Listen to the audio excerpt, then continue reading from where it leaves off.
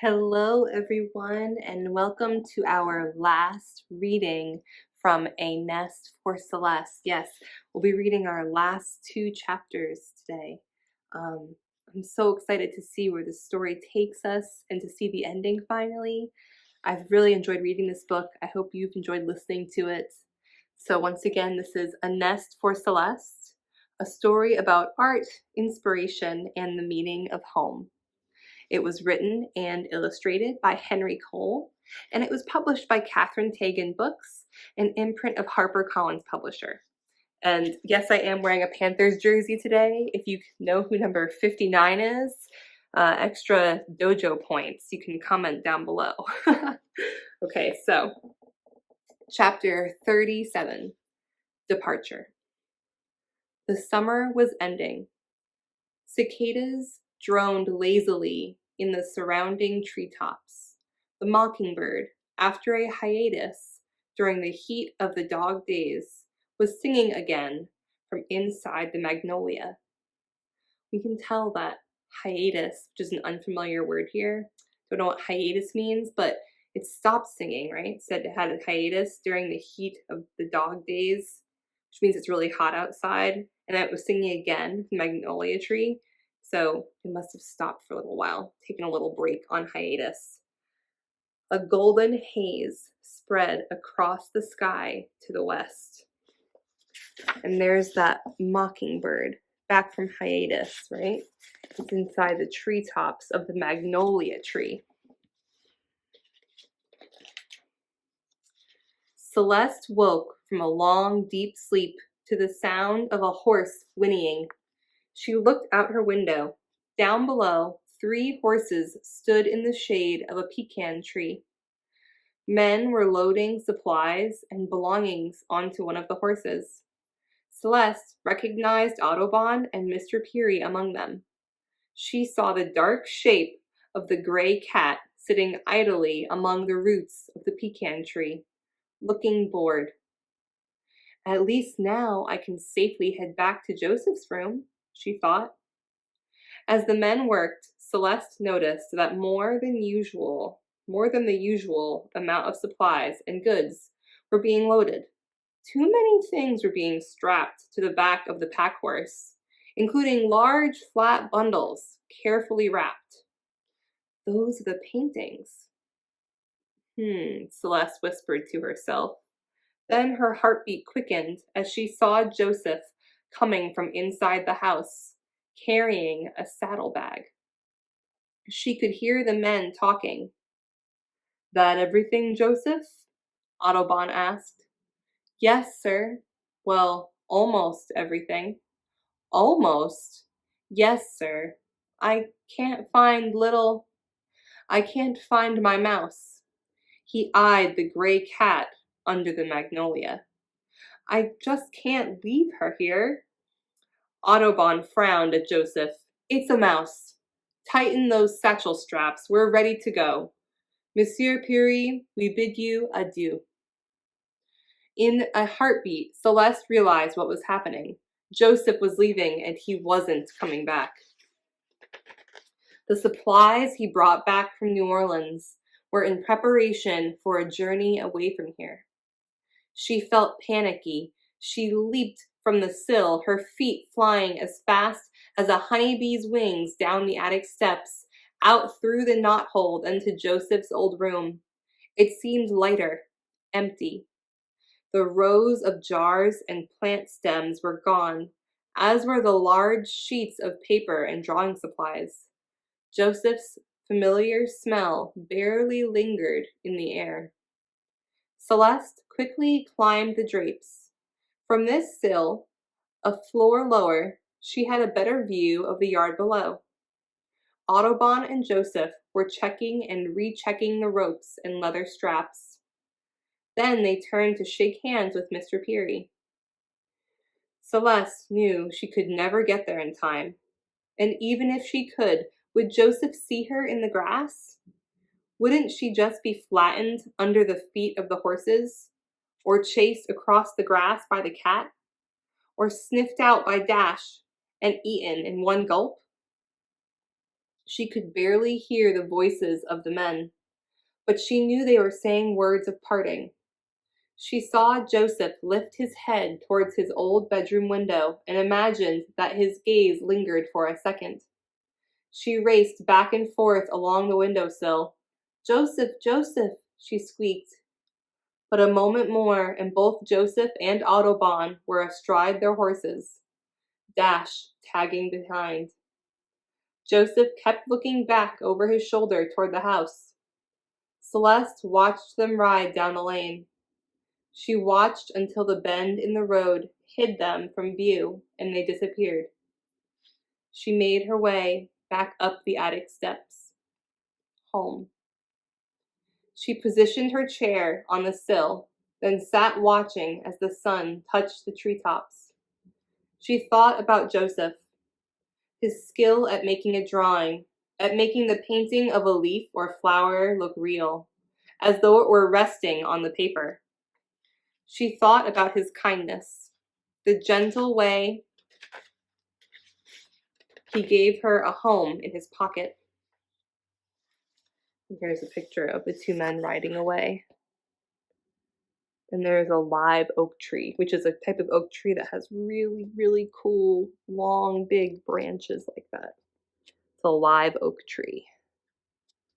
And there's the boys. There's Joseph, right, the shorter one, and there's Monsieur Audubon.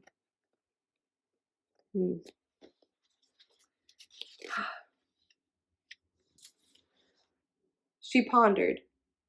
Was it worth the feelings of sadness and melancholy to make a friend and then lose him?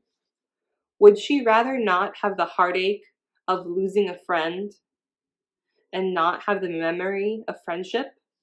No, she decided, no. She heard a fluttering sound from above her head. She looked up to see a small bird peering down at her from the edge of the roof. "Hello," Celeste called up. "Hello," the bird chirped back. "Are you Celeste?" Celeste smiled. "Yes, that's me. Who are you?" With another fluttering of wings, the little wren dropped to the sill. Her feathers were honey brown, and her eyes twinkled. "My name is Violet," she said. "Pardon me for dropping in like this. I'm a friend of Cornelius." "Cornelius, how wonderful! Welcome." Celeste hurriedly scrambled to drag out another chair from the living room. "Is he all right? Have you heard from him?" "Oh, he's quite a ways away from here now. I'm sure of that. We won't see him again until spring comes back. But he told me about you before he left. He said I'd find you here." "I'm going to miss Cornelius this winter."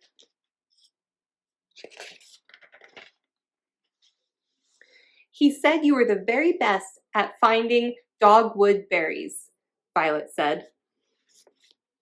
And here we have our little wren, Violet. And Celeste. And it looks like they're about to have some dogwood berries. Let's keep reading. Celeste smiled. "Well, I don't know about that. He told me that you were a music lover. Cornelius is the one who made me realize how much I liked music. And he said you might like having a friend around this winter," said the wren. "Well, he was right about that," Celeste chuckled. She set out her blue and white china plates and filled them with tidbits from the cupboard. "You have a beautiful nest," Violet said admiringly. "How did you come to live here?" And Celeste told her the story all the way from the beginning. The two sat gazing contentedly at the surrounding landscape. They heard the creaking of wagons returning from the fields and the jingle and clank of the horse harnesses. Lafayette, silhouetted against the sky, flying with familiar flaps and glides, was returning from a fishing foray along the river. Celeste waved. She smiled. She thought about the summer, of surviving a terrible thunderstorm, and of flying in a basket. She thought of Mr. Audubon, and of secretly helping create a work of art. She thought of Joseph, and how love can start with something as simple as the gift of a peanut. She thought of Cornelius and Lafayette, and as she offered a berry to Violet, she thought about how good it was to have friends.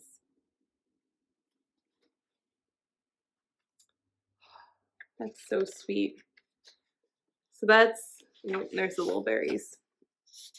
So that's technically the end of the book, but there is an afterword that tells us a couple interesting facts. This is actually based on a true story, so it tells us some of the characters and their true lives, okay? So really quick, here's a painting from the real Mr. Audubon. It's called Osprey and Weak Fish. And if you remember, Lafayette was an osprey, right?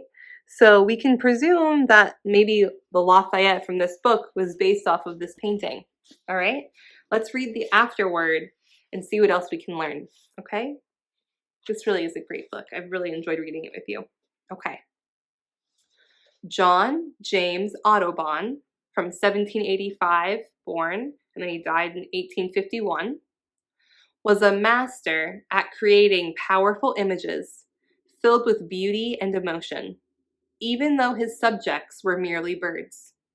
He spent most of his life traveling over much of eastern North America, often on foot, carrying paints and paper, sketching constantly, documenting the native plants and animals as they existed in the early 1800s. Before Audubon came along, wildlife artists painted their subjects in static and stiff positions, as though mounted in a display case. But Audubon filled each of his paintings with a zest and vigor that makes them seem to fly across the page. This was years before photography. So his paintings are a record of animals and plants of another century. And his artistic ability was self-taught, which makes his work even more amazing. The landscape that inspired him looked much different than it does today. Roads were scarce. This was long before the age of the automobile. Completion of the Transcontinental Railroad was still decades away. I just want you to see that picture one more time. It really does look like it's very alive, right? It's really very cool. It's two wings, very neat. The population of the United States was only around 10 million. That's only about 4 people per square mile if you sprinkled them evenly over the country. Today, the population is more than 30 times that, a density of nearly 80 people per square mile. Wow, it went from 4 to 80 people within 1 square mile. Goodness. Audubon walked or rode horseback through vast tracts of forest that stretched from the Atlantic Ocean to the Mississippi River, through deep woods of ancient towering trees hundreds of years old. Thousands of miles of pristine rivers and millions of acres of woodland habitat had not yet been replaced or polluted by farms and industry. That would come later. Along those rivers roamed animals we wouldn't expect to see here today. Cougars and jaguars, wolves and bison, lynx and elk. Audubon encountered birds that are now extinct, such as the ivory-billed woodpecker, the Carolina parakeet, and the passenger pigeon mentioned in this story. So those were all 3 birds that he killed or captured and then painted, right? And now those 3 birds, those species are all extinct. They don't exist anymore. For nearly 2 years, he traveled with an assistant, Joseph Mason. Joseph was a great help to Audubon, and although only a teenager, He was 13 when he started out with Audubon. He became very skilled at painting botanical subjects, particularly wildflowers. Many of the beautiful backgrounds of plants and flowers in the bird portraits are credited to Joseph. Audubon's life as a painter and naturalist was often difficult. He was separated from his family for long periods of time while out gathering specimens for his paintings, frequently living hand to mouth. No one was paying him to paint birds. It was his idea and his passion. But he managed to paint more than 400 North American bird species, each one a carefully rendered portrait. From the dowdy field sparrow to the flamboyant flamingo. It's a bit ironic that his paintings depict such lively animated birds.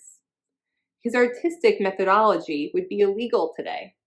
So his artistic idea, or what he was doing, would be illegal today because he killed nearly all of his subjects using a shotgun, and did indeed use wire to position the dead specimens into lifelike positions. His images were huge, all of them life-size. The pages of his Birds of America were nearly 3 feet tall, so large that 2 people were needed to turn the pages carefully, and special tables were required to display the books. Wow. So the pages of his book, which is Birds of America, the original one, is 3 feet tall. How tall are you? I'm 5 feet, so that would be up to my shoulders. Oh my gosh. That's crazy. 3 feet for a book. Wow. In 1821, Audubon lived for about 4 months at the Oakley Plantation, not far from New Orleans, Louisiana. To earn his room and board while staying at Oakley, he gave the plantation owner's daughter, Eliza Peary, dancing and drawing lessons. By reading his journals, we know that Audubon was particularly charmed and inspired by the woods and bayous around Oakley, and worked diligently on many of his paintings at the plantation. Okay, so 1821.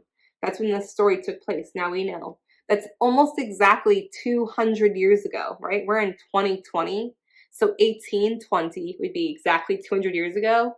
So this is 199 years ago this story was supposed to take place. Oh my gosh, what a long time ago. The fictionalized events in the story of Celeste take place during those 4 months in 1821. Some of it is true. Joseph was indeed shot while flushing turkeys during a hunt, for example. And Audubon did keep a live ivory-billed woodpecker and a live osprey for a time.